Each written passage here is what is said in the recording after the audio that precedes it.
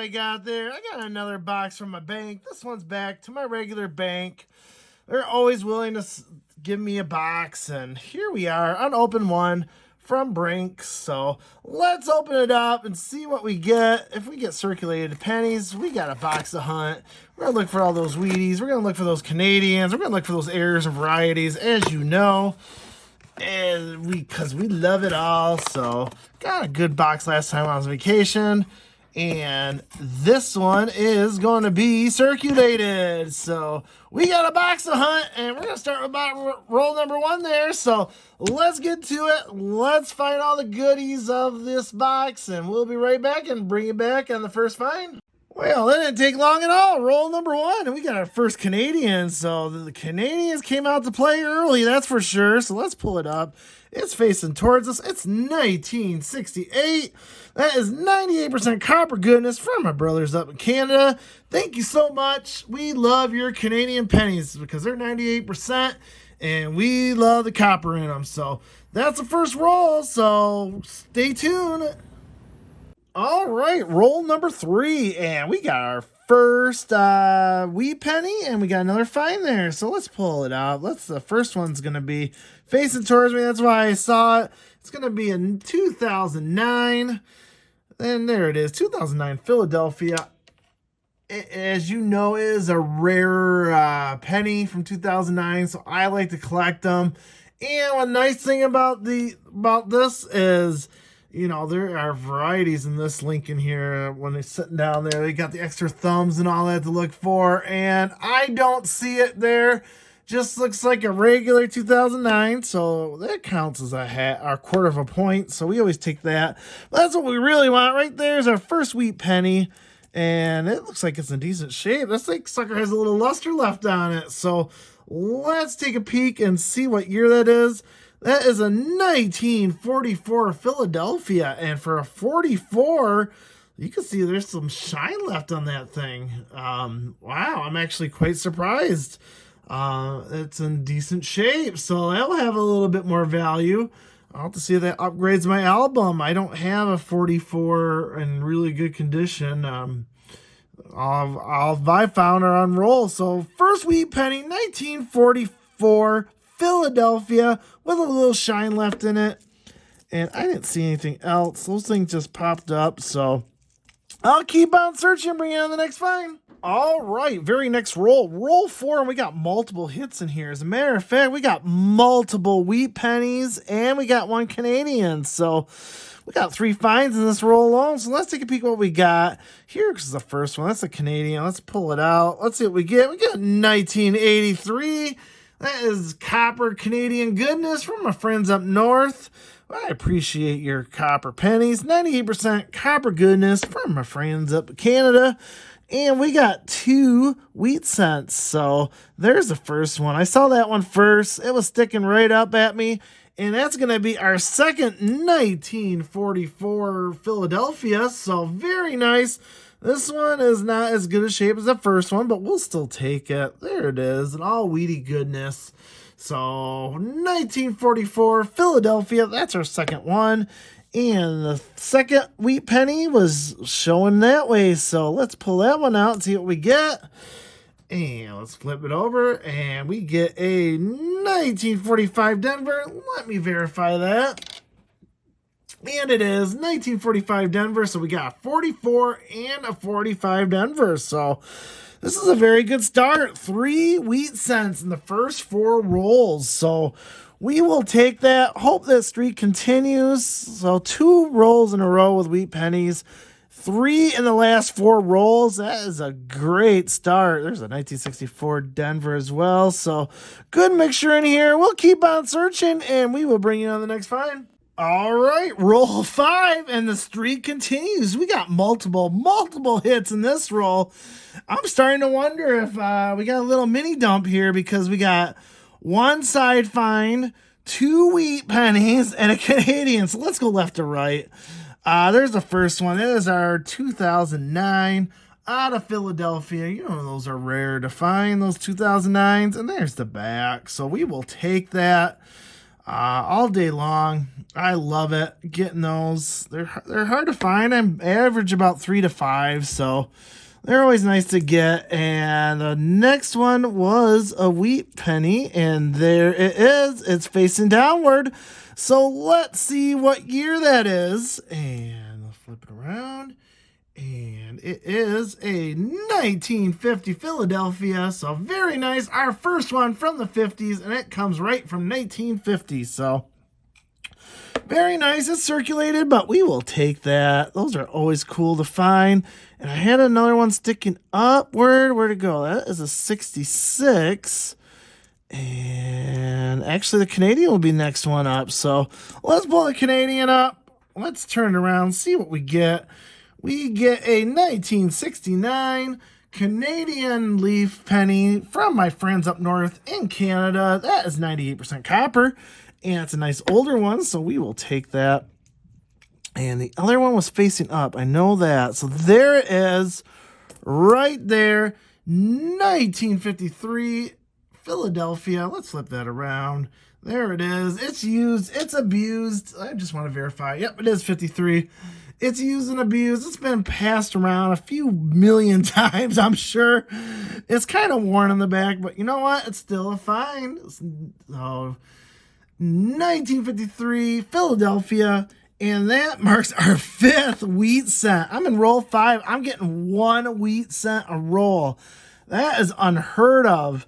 We're going to hit our average in 10 rolls right now the way we're going. So hopefully we can keep the streak alive. I don't see anything else. A couple of older copper pennies, but nothing that stands out. Again, there isn't one from 1963. So there are a lot older ones in here. So we will take it. We will keep on searching and bring you on the next find. All right, we're on roll 7 here, and I totally missed it when I did lay the rolls out. I'm just searching as normal, doing about my own business, and look what popped up. We're going to get our first young head here. So there it is, all young head form. Very beautiful. It's a little corroded, but what are you going to do? Let's flip it around and see what we get. We get a 1963, so you knew it was going to be older than 64, so very nice. 1963. It's a little corroded. It's been used and abused, but it's still our first young head of this box. So, and that is Canadian wheat cent number 7. So, piling them up early, just like I'm doing these wheat cents. So, there's our first young head, and I don't think there's anything else. That's the only thing that looks copper right there. So, 1979. So that goes in the copper pile. So we'll keep on searching and bring on the next find. All right, I got you on the screen here, and we're looking at 1960 Denver. And what you want to look for in 1960 Denver's is repunch mint marks. And looks like we got one right here. So you can look at the D, and then you can see the secondary D to the right here. It's quite pronounced. It's a little faded in the background, but you can definitely see it. Even when I tilt it, you give it a good tilt test, and you can always tell that that's there, and you could definitely see a second D in the background there. So that is a repunch mint mark. So when you go to Variety Vista and look for any kinds of varieties in that, I went through there, and lo and behold, this is 1960 Denver repunch mint mark number 23, and you can see it's quite pronounced here. Right there, you can see it. Mine's a little bit lighter, but this is definitely number 23. You can definitely tell. The stage B photos here is quite telling where it is. Right there, and you can see it right there on the smaller screen, and when you bring it up back here, you can definitely tell that's it. So we got my second 1960 Denver repunch mint mark, and I'm trying to go through here. It's not the same one. I found another one. Yeah, my last one I found was 007, and this is 023. So again, there's a little value here. Again, there's 113 different types of varieties in 1960 Denver. So you always got to look out for them. But this one is a for sure thing. That I'm calling it right there. That is a 1960 Denver Repunch Mint Mark, variety number 23. So I'll have a little value. Yeah, it's brown. It's used and abused. You can see it's definitely been around the block a few thousand times. But hey, and it's dirty, as you can tell. There's a whole bunch of gunk there.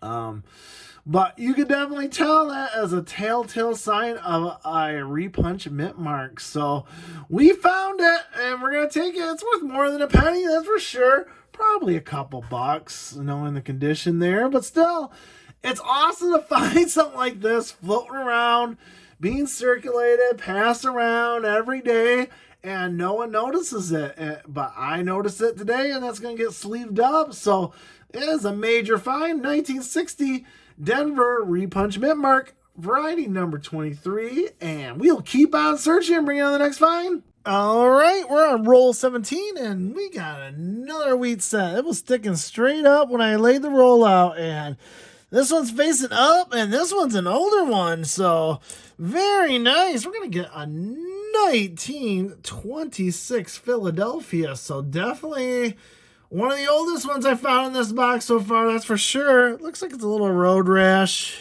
but we will take it. Can never go wrong with a wheat penny, especially when it's from the 20s. So we'll add that to my collection. That is my 6th wheat set and the first one from the 20s. So there was that one. I didn't see anything else when I was kind of peeking through here. So we'll keep on searching and bring you on the next find. All right, we're on roll number 20 here, and I thought I'd bring you in because we got another Canadian. It's in the middle of the roll here. Where did it go? Of course, once I see it, I can't see it. There it is. It's facing upward. It is a 1984 98% copper goodness from my friends up north in Canada. Appreciate your Canadian pennies, especially when they're 98%, just like this one here. And the reason why I brought you in, because that was Canadian set number 9, or number 10. Sorry, number 10. So we're already halfway through. Get my average amount of Canadians, and even though the box is kind of cooled down, it's not so bad here. We've already got like 6 Wheaties, 10 Canadians. We got that 1960 Repunch. Oh man, I can't speak today. Repunch Mint Mark. So we're keep on going here. A couple more rolls. We got live at 25, so look out for that, and we'll bring you on the next find. All right, roll 23, and we got multiple Canadians here, so let's take a peek at them. So here's the first one. There's the Queen facing us, so let's turn that around. We have a 2001 Canadian penny there, so that's zinc. That is not copper and not magnetic, so we will keep on moving here. And there's the second one right there, again, facing us as well, and we're going to get a 1978. And as you know, that is 98% copper goodness from my buddies up in Canada. Thank you for your Canadian pennies full of copper. And there's a bag, just a normal 1978, but still 98% copper. We will take it. That is Canadians 11 and 12. And I didn't see anything else in here. So we'll keep on searching and bring you on live at 25. All right, you see the roll out there, so you know what time it is. We are ready for live at 25, where we open the 25th roll live to see if we get anything good. So let's take a peek. This box started out really hot, and especially the first 10 rolls, and it's kind of cooled off since then. I think after the first 10, maybe 1 or 2 Wheaties, a couple Canadians, so it's definitely slowed it down a little bit. So let's see what we get here. Let's see if we can open up something live for you guys. I love doing this. I always like to show you guys what I see. You know, I can't show you every roll live, or we'd be here for hours on end. And, you know, it's kind of nice to do it just once in a while. So going through here, I am not seeing anything. There is a 63 Denver and 1979 Denver. And we got a 1973 Denver. I'm seeing some older coppers. There's 73, 72. But I am not. There's 2009 there. So we're going to get 2009. That's a minor hit right there. I don't know, as you know, 2009 is a lower mintage year. So I pull those out, and that's one of the Abes that you look for on the bag for the extra thumb. So let's see if we got an extra thumb on this one. So I'm looking, and it looks like we do not. This looks like a normal 2009. So not a variety, but still, it's still fine. It counts for a quarter point. So, and 64 Denver. We'll be checking that later. And I'm not seeing anything, so we got busted on that one. All except for a 2009. But again, quarter point. Added to my sheet here. By the way, that is my 5th 2009. So actually not a bad. About average. I'm getting about 3 to 5 of them. So we'll add that to the list. We'll search through these, and I will bring you on the next find. All right, we are on roll 31 here, and we got multiple Canadians, so let's pull them out. So let's see what we got. Here comes the first one facing us, and it is a 1961, and you know what that is. That is a young head. Very nice, showing the young queen. We will take that. Love getting the young heads. 1961 is our first one.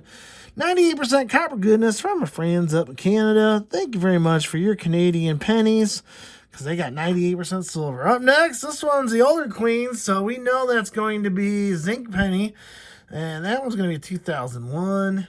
So there it is, 2001. There's quite a bit of mixture in here this time. It's not magnetic. Let me double check. Nope, 2001. It didn't have the P on there. So that's Canadian 17 and 18, and we're getting towards our average here. So we will take it, and I didn't see anything else. There's a 79, a 64D, a 62, so there's quite a bit of oldies in here.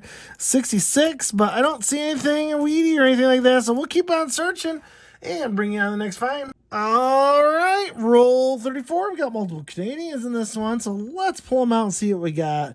First one's right there. It is facing us. It is a 2001, so it is just your normal zinc Canadian penny. So that is number 20, so we hit our average, and we're going to get a bonus one in here as well.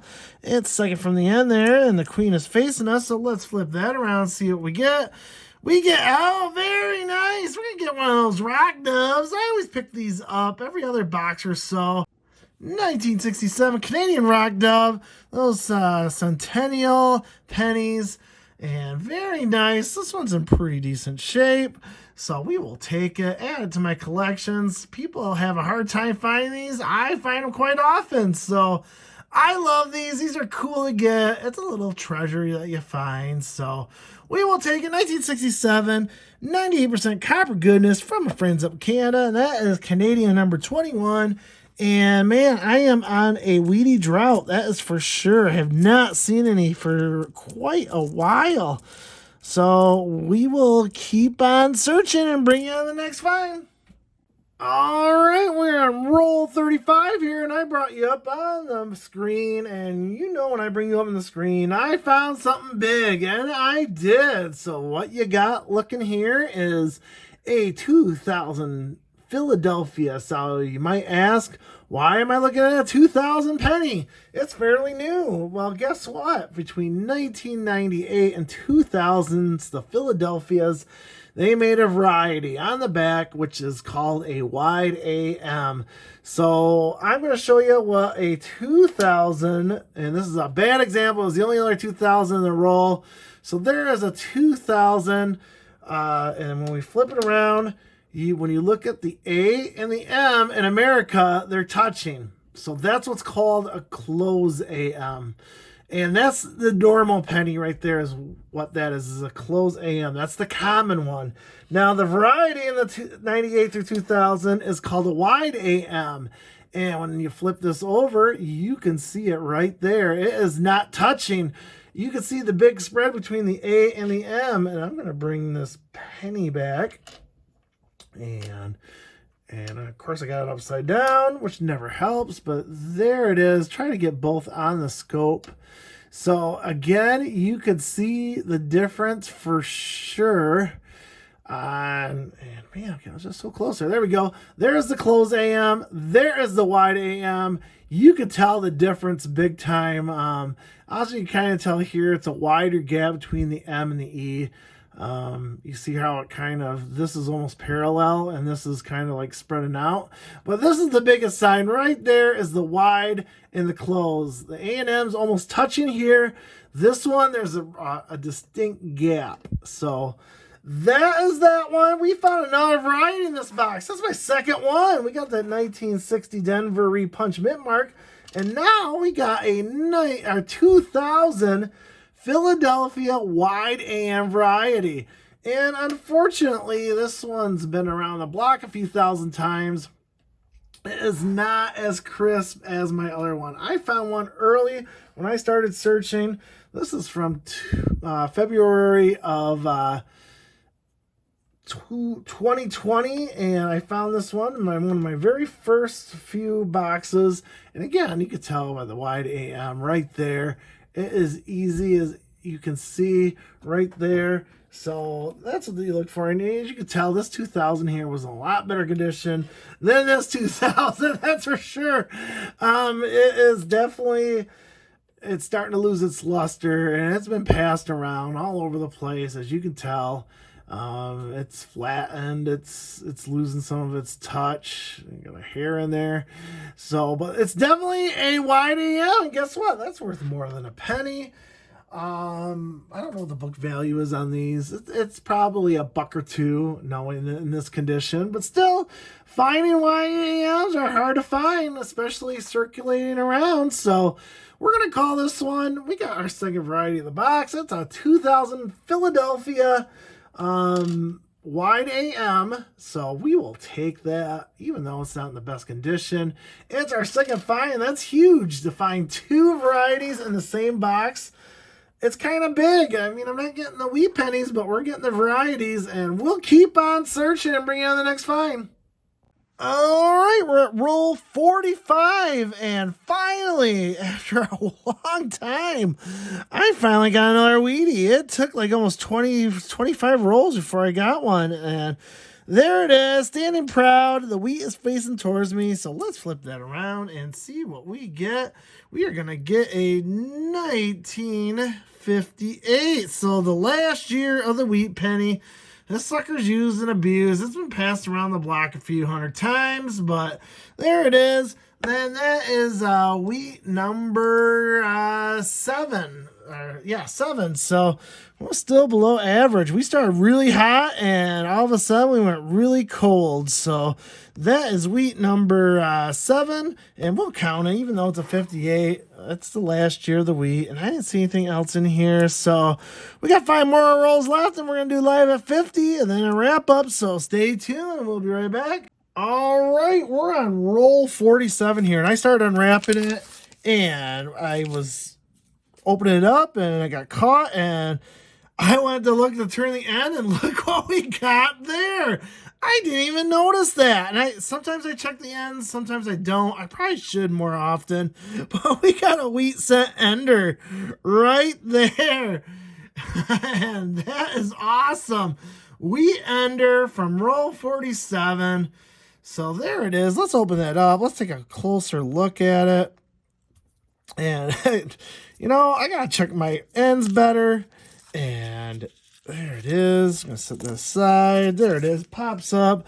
It looks like it's been polished, unfortunately. So let's flip it around and see what we get. We get a 1941 Philadelphia. Let me check our scope. It looked like it was a 41.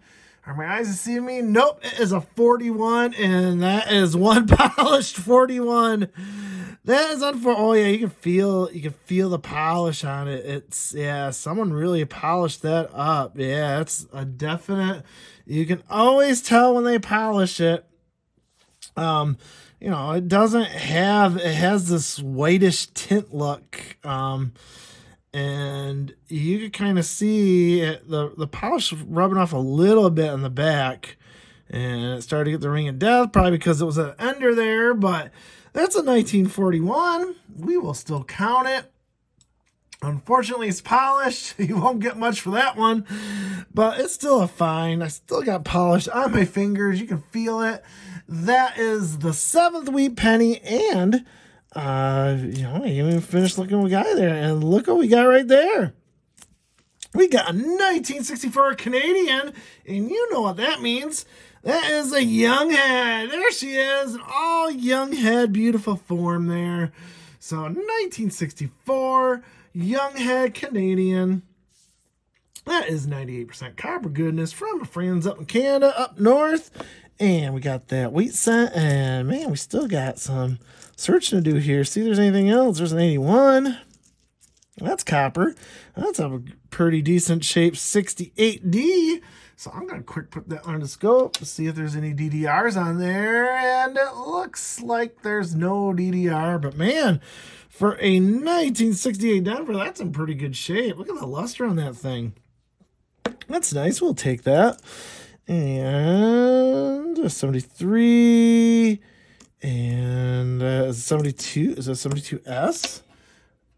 Oh, 72D. I thought it was an S there for a second. And I don't see anything else, so we'll keep on searching and bring it on the next find. All right, we are on roll 48 here, and it's hard to believe, but I found another variety. 3 varieties in this box. I mean, 1 is hard enough. 2 is incredible. 3 is almost impossible. But I found another one here. So what I'm going to show you is 1982. And the 1982 penny is significant in so many ways. First off, 1982 is a transitional year. It went from zinc to copper. So there is a mix between zinc pennies and copper pennies. No one knows how much was copper and how much was zinc. No one knows that. And to make things even more confusing or complicated is there are actually 7 versions of the 1982. You got the large date and the small date. So I showed a video earlier on that. You can go back and look at that. Show the difference between a large date and a small date, 1982. But also, there are 7 different versions of 1982. But what you probably didn't know is there's literally 3 variations, and I think I found one right here. So first off, we're going to take a look. This is a 1982 large date Philadelphia. So again, you can tell the large date. This 8 here, the 0 almost matches the bottom. If you saw a small date, I don't have one handy, so the 8 is a lot smaller here. And also the 2, I call it the Swan 2 because the 2 actually has a neck and then it kind of goes straight down and then over. This one is just kind of like diagonally here. So this is a large date. This is also copper. That's also very important because one variation of 1982, which is very, very valuable, is the 1982 small date zinc. That has a special DDR. But maybe what some of you don't know is there is a 1982 large date copper that had a double die as well. So let's flip this over, and you can see it is all over. There is the I, the T, the E. You can tiny see it on the D. This S is 2 damage, but then it picks it up on the T here a little bit. Really on the A, the T, the E, the S, the 0, the F, the A. I mean, every letter has it up above. It kind of goes away here when you get to the ICA. You can see a little bit in the R. You can definitely see in the E, in the M, and the A there. Kind of a little bit here on the B. It gets to this point where it gets damaged. It's hard to tell. And you can see it's been used and abused and passed around a million times, as you know. So, but that's what we're looking for. We're looking for these extra dies here, so you can see it right there. Now, all right, I pulled up my favorite website for coins, Variety Vista. We're showing the 1982 DDRs. And here are the 2 types of DDRs. Here's the first one, which is the famous one that can give you thousands of dollars, but that's not the right one. But if you come over here, 1982 DDR002, now that's a whole different story. First, it needs to be copper, check. It needs to be a large date, check. Got both of those. And again, you could see the double die strike right there. Mine's a little more pronounced than this one actually, but it has all the same characteristics. For every letter you go to, it has it. And when you get the CA, it kind of disappears like this one does. But it is really obvious, especially in the United States. And we go back to here, and you can definitely tell. Again, we go to the United area here. It is there. So I'm calling this one the 1982 Philadelphia large date copper. You gotta say all those things. It's a DDR version 2. Now, unfortunately, it's not worth that much more, but it's worth more than a penny.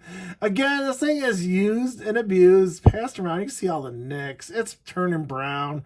There's some gunk all over it, but still, it's still a find. And I am proud to find this.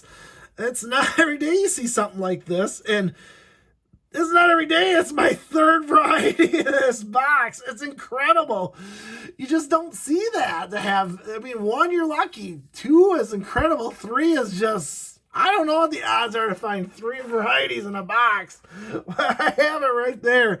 And I'm calling this the 1982 DDR002. So it's not as valuable, but we're still going to take it. It has all those characteristics of a double die. So we found it. We're going to include it. It's another find. 1982 large date copper DDR. And I wanted to show it to you. So that's our third find. I got 2 more rolls, and then we got the live at 50. So stay tuned for that, and we'll be right back. All right, we're on roll number 50, and as you know, we always open this one up live, so let's see if we find anything in the last roll. This has actually been a pretty decent box with 3 different varieties found in this box, so that is quite amazing if you ask me.